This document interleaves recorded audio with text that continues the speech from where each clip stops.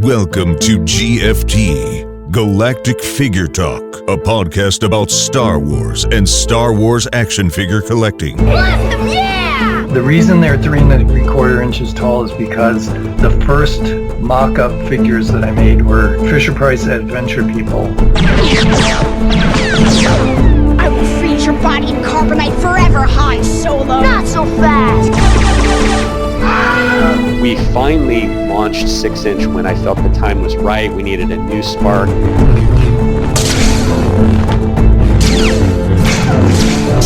We started selling all of the action figures through the fan club, and our most successful was the Cantina Band. That was enormously one of the best-selling items we've ever sold through the fan club.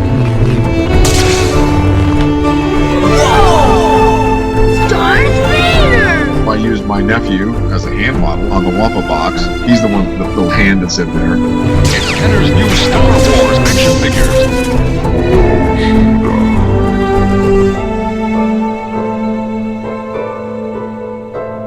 Now, welcome your host, Chris B.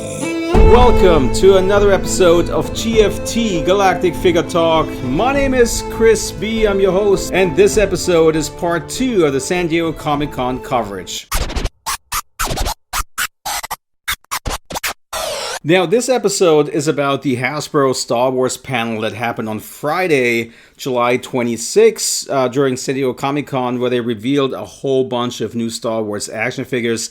Now, if you haven't listened to the previous podcast episode of GFT, please go back one episode where I covered all the reveals that kind of led up to the convention. And there was quite a few figures which they revealed over this past week. So make sure you listen to that one first. But this one here is about the San Diego Comic-Con panel itself, and there was a ton of stuff that was revealed. And I have to give kudos to Hasbro because I think they've done a really good job this year just covering it and keeping people who were not on the show floor informed about what was shown at the panel. They had this special presentation where just a few of the Star Wars brand team members were sitting. I think it was Jing from marketing, it was Chris Wright from design, and then Eric who works on Black Series. And they were sitting together talking about each figure that was announced, and I thought that was really, really well done. It's much better than, you know, seeing a live video of a presentation where the audio is not in sync or where the microphones aren't picked up well on the audio. So this was really, really well done, I thought, and I hope they'll keep this up. And this was really informative. So anyways, let's go through all the cool stuff that they showed. Oh, actually, that kind of reminds me, there's stuff that they didn't show. And you know, if you're a fan of the retro collection, that was not a good showing for you at San Diego Comic-Con because they had no reveals for the retro collection at all. There was nothing. It wasn't even mentioned. They did have the Attack of the Clones figures and the Revenge of the Sith figures from the retro collection on display in a display case there. But as far as new additions to the line, nothing was mentioned. But Vintage Collection and Black Series, both lines I thought had really good showing, especially the pipeline reveals were pretty juicy this time around. So anyways, let's dive into it and let's start off with 3.75 inch, the Vintage Collection. They gave us a look at the Blurg and Mando that comes with the creature. Very cool looking. I think this packaging is about the same size as the speeder bikes that they've just come out with last year. And that means that you get the creature and you also get a carded Mando figure. And this Mando is the Season 1 outfit, which they've updated with barbell hips. So I think this is great that they've done that for this particular release because he kind of needs to sit on the Blurg. So the better the articulation in this case, the better for us and easier to pose the figure on top of the saddle. The Blurg looks really cool. It seems like the mouth is articulated. It has the reins. I mean, there's nothing really out of the ordinary. It just feels like this is exactly what it should look like. And I think Hasbro's done a really good job. I mean, the height seems to be there. The proportions, it's all there. It looks good. And on top of that, they also mentioned that it does fit into the Razor Crest. And so if you wanted to load one of those guys up there. Now, I don't know how many fit into the Razor Crest. I don't think that you'll be able to fit more than one in there. Maybe you'll fit 2 in there. But yeah, I don't even know why you want to slam those in there anyways.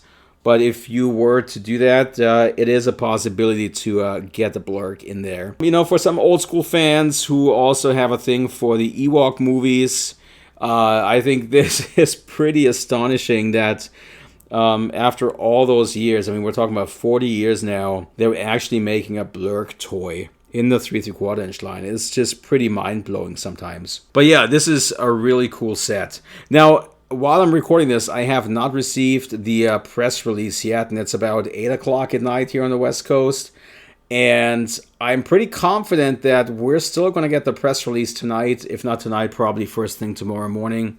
But the reason I bring this up is because I currently don't have pricing information. But if I had to guess, I would say this is probably $50, probably $49.99. That's my guess. The card back for Mando looks great. It's a card back that they have not done yet, so that's a welcome addition. So yeah, really cool set, and I'm pretty excited about that. Then they talked about the deluxe assortment for TVC, and the surprise here was Cobb Vanth, because he is part of the deluxe offering.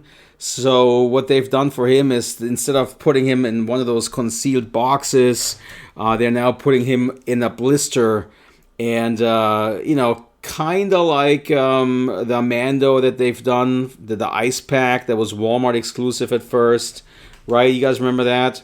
The difference here, though, is that the blister is off to the left, and you still have the character picture on the right, whereas the Mando one just kind of had a huge blister on it. And that's not the case here. So this very much looks like a regular TVC card, just bigger. Again, I don't have the price here yet, so I'm wondering what that's going to be like. But again, you know, I have to say, I look at Cobb Vanth, and even though the figure looks amazing, I just don't see what's deluxe about it. It's a 3 3/4 inch figure that comes with a jetpack, comes with a blaster rifle and a blaster, and then you do get a removable helmet, and you get those 2 flame accessories that you can put onto the jetpack's thrusters. So this is all stuff that we've seen previously over many years packed in for single carded figures without those being deluxe. And you know, I guess the question is this now the look that they're going to go forward with?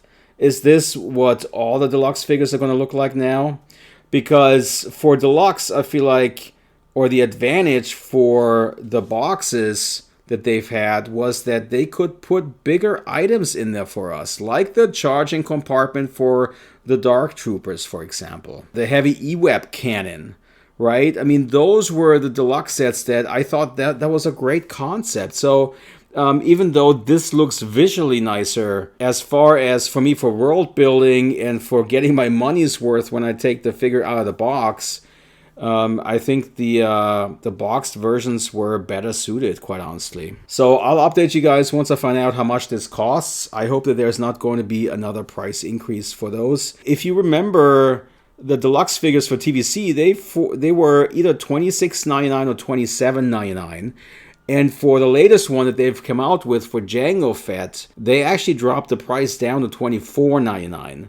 So there was a little bit of a price reduction for the deluxe figures. So, but anyways, once I find out how much this costs, I'll be putting it up on galacticfigures.com. So make sure to check the website out for the latest info. To sum it up again real quick, the Blurk and Mando and a deluxe Cobb Vanth on a blister card, which is bigger than the regular TVC cards. Then they've also given us a look at Grand Admiral Thrawn on the Ahsoka card. I think this figure looks really good. I think it has a great head sculpt. The only thing which I am not quite sure yet is how tall this figure is. And I hope that he is quite a bit taller, because he sure is a very towering character. And he seems like he's taller than most other humans in the Ahsoka show, at least. So I'm not entirely sure if this is represented here in the figure. So gotta wait and see. But the sculpt itself looks great. The white uniform that he's got, the blaster, the card's back looks great with the movie call out, or the TV call out, where he's just standing there, just looking straight. It looks really nice. Grand Admiral Thrawn, he's going to be a mainline release, and he's going to be out in the fall of 2024. Most of these figures, almost all of them, go on pre-order already on 7/27. So probably by the time you listen to this podcast, you can probably already pre-order those figures. So make sure to check out galacticfigures.com and all the links on the website on where to get those figures. Alright, so another single carded figure that they showed was Ahsoka Tano in her Peridia outfit, and this looks pretty good. Actually, I'm in love with this figure. I also love what the character looks like in the TV show. But there is no soft goods robe included, and she was wearing a white robe in those scenes. Not specifically towards the end when she was fighting, but I mean, when she made that transition from the gray outfit into the white outfit, she certainly wore a white robe, and that's not included here, which is a letdown for me. Everything about this release looks good. I mean, the sculpt is great. The color tone on the outfit looks amazing. I think they did mention that she has the longer leg too coming down. So as far as the sculpting goes, it looks great. Now, I'm not entirely sure if she comes with 4 lightsabers or comes with 2 lightsabers. So the images that I've seen so far seem to have the lightsabers when they're ignited. I don't see any lightsaber hilts that are not ignited, so that you could hang from the belt basically. So I'm not entirely sure if those are included or not. I sure hope they are, because otherwise it would feel incomplete. But again, this is a cool looking figure, and I can't wait to open this one and put her on display. They also showed a single carded Jetpack Trooper from the Jedi Survivor video game.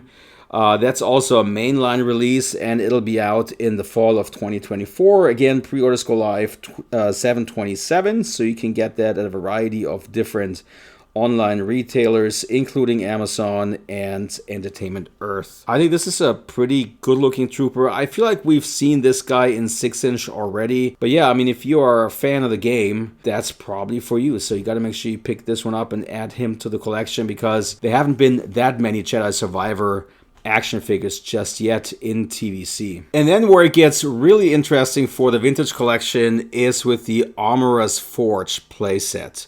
Now, they don't call it a playset, but I call it a playset because it kind of looks like one. It's a diorama piece, basically, where you get a bit of a back wall, and then you get the top of the forge, and you get the base as well. And they added a whole bunch of accessories here with multiple Mandalorian helmets, different tools that the armorer can hold. And it did say that the armorer figure is new. And she also comes on a different card back than before. So that's an exclusive figure that you can only get with this particular set. Again, I don't have the pricing information yet, but I think this is likely going to cost $59.99, just like Moff Gideon's Light Cruiser Hallway. At least that's what I'm guessing. Now, besides the armorer figure, there's also a Grogu figure included that's unique, but that's not going to be single carded. That's just going to be included loose. And overall, I like what the packaging looks like. I like that you get a new version of the armorer. I like that you get Grogu here in the set. I'm not entirely sure if the forge is large enough. Like, I kind of pictured it to be bigger when it was in the show.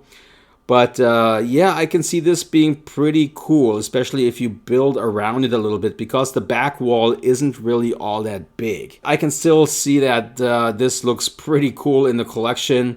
I mean, as far as for the Mandalorian goes, I mean, it's really cool, guys. You know, we have the Razor Crest, we have the troop transport, we have heavy E-Web cannons, we have almost the main characters from the show. I think we're missing Greef Karga in his season 1 outfit still, but we've really gotten a lot of figures. I mean, we have IG-11. I really need to go back and take a closer look at how many figures and how many playsets they've made now from this show, because the world of the Mandalorian is definitely something that you can build out in your collections pretty well now.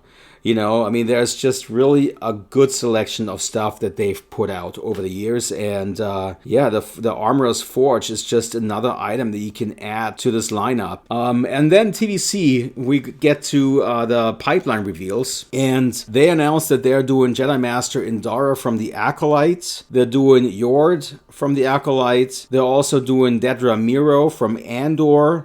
They're doing Obi-Wan from the end of Season 3 of the Kenobi show. They're giving us a Phase 1 Clone Lieutenant on an Ahsoka card from the Worlds in Between Worlds episode. They're also giving us that Maul Mandalorian, you know, the Mando with the spikes on the helmets. That was in live action in the Ahsoka show, so they're doing him as well. They're also doing Balin Skull and Shin Ha-Ti from the Ahsoka show. So I think there was a little bit for everybody in there, and I'm happy with all of those. I just wish they would go even deeper than what they've pipeline revealed so far, but I think this is a pretty strong lineup. So let me run it down for you guys when it comes to TVC. The first thing I talked about was the Blurk and Mando that has the updated Season 1 outfit with the barbell hips and unique card back that's included with the Blurk. Deluxe Cobb Vanth on a blister card. Grand Admiral Thrawn from the Ahsoka show. Ahsoka herself in her Peridia outfit without the Jedi robes. Jetpack Trooper from Jedi Survivor. And then the playset with the Armorer's Forge that comes with Grogu and a new Armorer figure on a unique card back. Pipeline reveals Jedi Master Indara and Yort, both from the Acolyte. Dedra Miro from Andor. Obi-Wan from the very end of the Kenobi series, the last episode. A Clone Lieutenant, Phase 1 Trooper from the Ahsoka flashback scene. And then we have another Mando with the Darth Maul spikes on the helmet from the Ahsoka show. And then the last two, Shin Ha-Ti and Balin Skull. And that was it for TVC, the Vintage Collection. Now let's talk about the Black Series and San Diego Comic-Con. I think it was a good showing overall. Maybe not as strong as some Black Series collectors would have liked to. I feel like this time around the Vintage Collection definitely had more focus on it, especially kind of leading up to the show. And then also having the Blurk and having a playset. Those are all items that Black Series collectors don't really get. So I feel like the Black Series definitely took a backseat this time around. But let's go through all the figures. On my last episode, I already talked about Jedi Master Vernestra Rwoh. She is going to be a mainline release in the spring of 2025, but pre-orders already go live on 7/27/24. So again, check the links on galacticfigures.com if you want to pre-order her. She's number 8 in the lineup. They're also going to do Basil, which is number 7 in the lineup for the Acolyte figures. So he's also going to be available in the spring of 2025. And then they're also doing IG-12 together with 2 Anzellans and Grogu.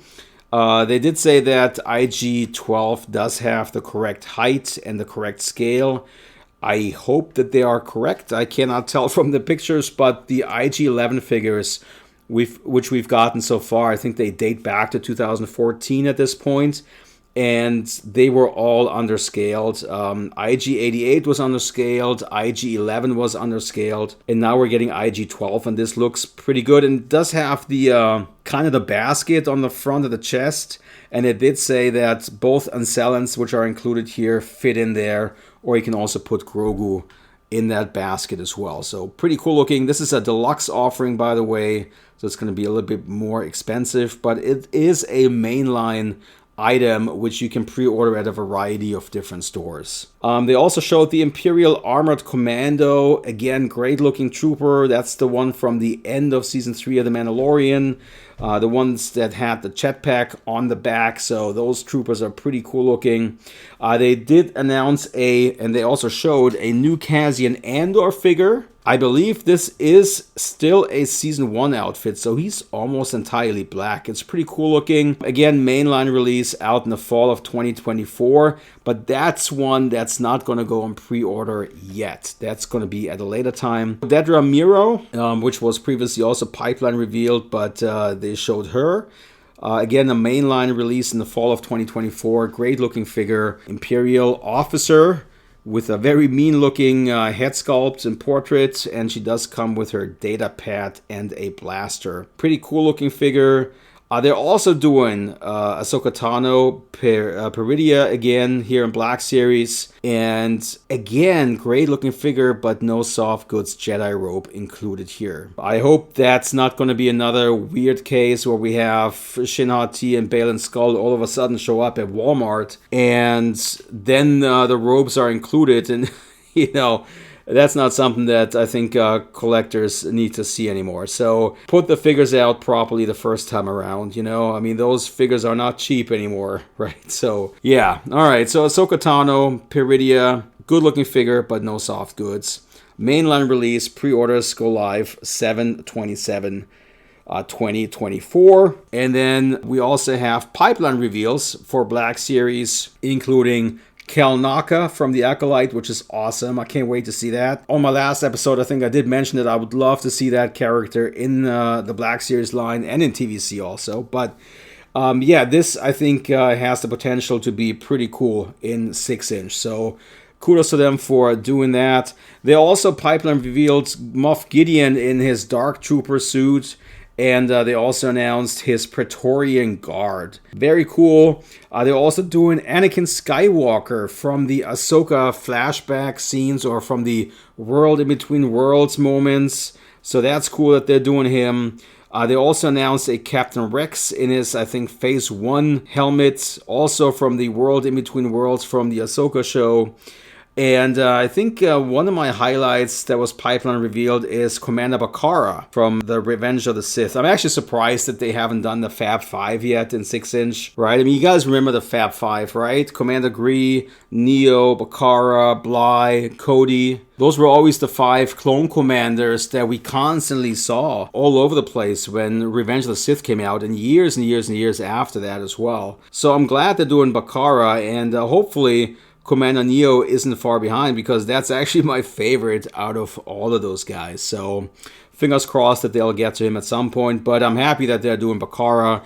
So I guess the question now is, when are we going to get a Galactic Marine in the Black Series line, right? Now, they also pipeline revealed the Commando droid, which is awesome because, you know, he's still missing from the Separatist forces.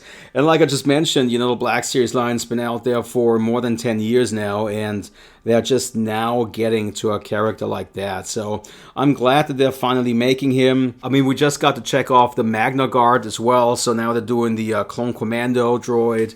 And I think that's really cool, because especially the new Star Wars game that's coming out does have, I think, which is a reprogrammed Commando droid in it that's wearing a jacket, and it looks really cool. So maybe there's a potential reuse of this character in the future. Cool that they're doing this. And then, surprise, surprise, Prince Shizor from Shadows of the Empire is going to be released in the Black Series 6-inch line.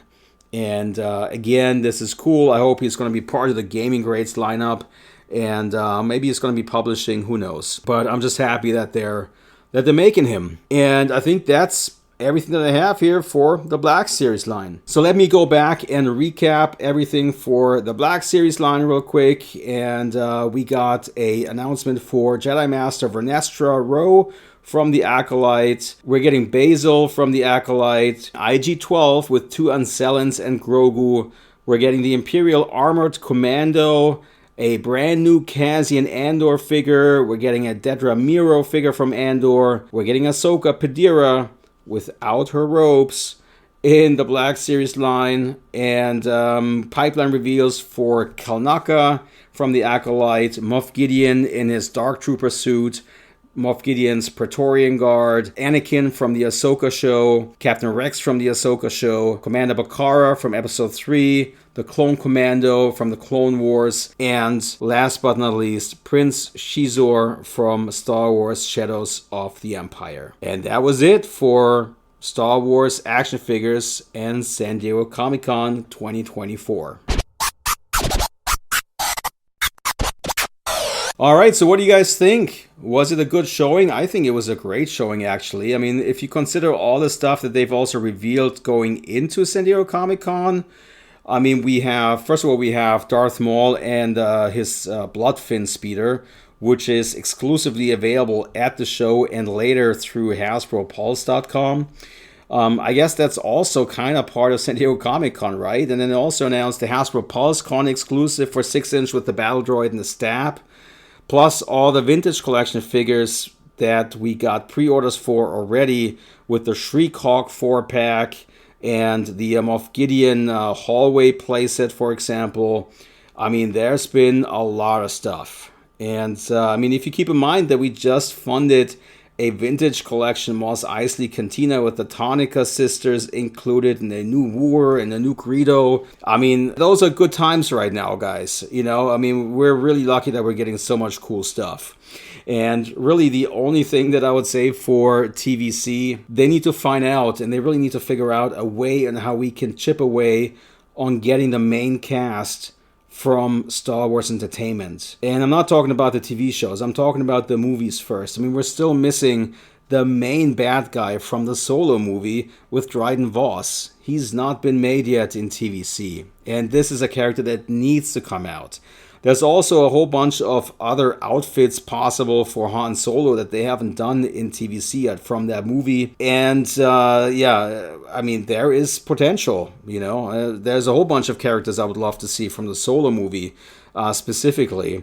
But the same thing goes for the entire sequel trilogy. You know, I'm not a fan of the sequels by any means, but I still think that there is a lot of cool figures which they could make from them. You know, Luke Skywalker Force Ghost would be great. How about that? Or Princess Leia, right? Or Luke and Leia in their training outfits on TVC cards. I mean, come on, that would be great. That would be great in the Black Series line as well. So they need to figure out a way on how they can finally start chipping away on the characters that actually matter. Focus less on the clones, but I guess that would also require more new sculpting. But I think that for us Star Wars collectors, I mean, what we always look for, you know, we look at the main entertainment, we look at the movies, and we look at the TV shows. And for TV, I mean, the same thing. We're still missing a ton of Kenobi figures, a ton of Andor figures. There's tons of cool figures that they could make from the Book of Boba Fett. I would love to see those. And they need to figure out on how they can chip away on this stuff a little bit better, because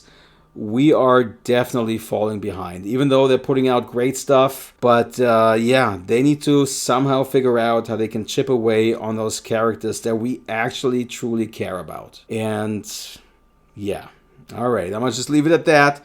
But overall, I feel like we're in a good place with TVC, and they've announced a lot of cool stuff at San Diego Comic-Con. And if you're a Black Series collector, I'm wondering how you feel, because I think the pipeline reveals were almost a little bit better than what they actually showed. But that's not to take away from the figures that they revealed. I mean, there's still a lot of great stuff here. You know, if you're a fan of the Andor TV show, I think we're up to about 10 figures now for Black Series and Andor. So slowly getting up there with characters. But yeah, I mean, still a lot of characters that Black Series needs as well from that show. So that's what I would say. You know, they need to figure out on how they can get to those characters, because who wants to wait like, you know, 5 or 10 years before they get to it? You know, it's really important that they at least get the main cast out in a timely manner. I mean, is anybody surprised that they didn't show a single Bad Batch figure this time around, right?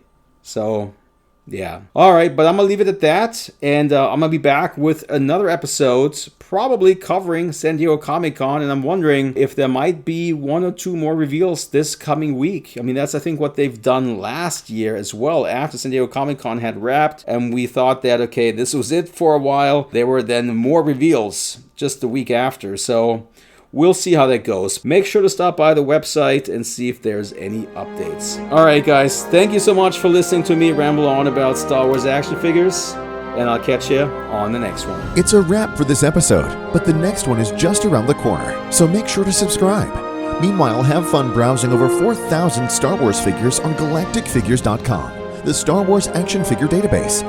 The website helps you look up and identify Star Wars figures.